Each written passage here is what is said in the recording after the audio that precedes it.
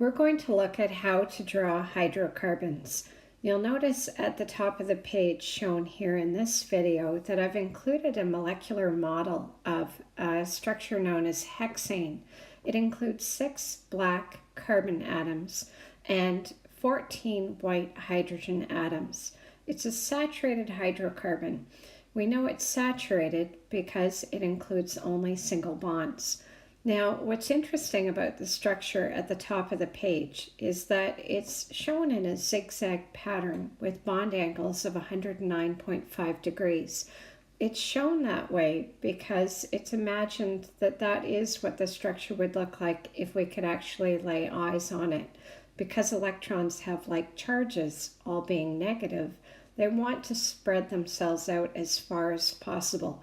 And in this way, with the 109.5 degree bond angles, they're able to do that. So let's look at hexane. And we're going to look at a few different ways to represent the molecule. The first way is with a structural formula. And with a structural formula, what you'll notice there is that the carbons are all spread out with bond angles appearing as though they're 90 degrees. That's only so that we can fit it on a page so we can actually see it in this way. Now, this is as a structural formula. It's a nice clean way to represent the structure because it makes it very easy to count that each carbon has 4 bonds represented by the sticks. So you can count that there are 6 carbons in the chain, and you can count that there are 14 hydrogens. Now, that takes a little bit of time to do, so using a condensed formula is often the preferred option.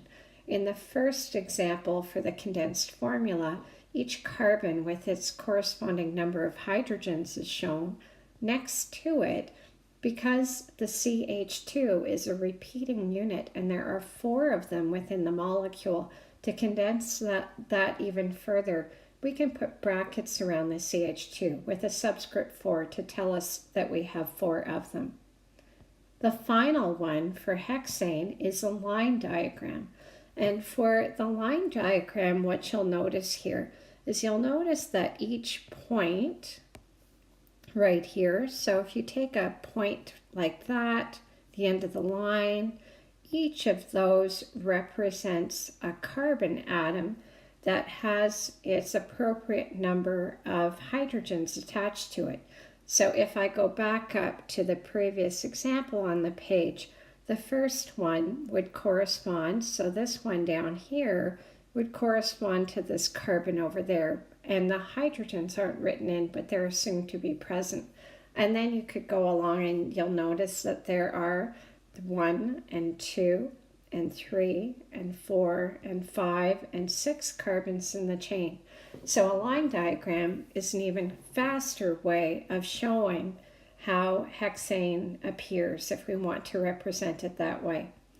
Now, moving down the page, sometimes, we're not there yet, but we will be looking at this in the next few activities.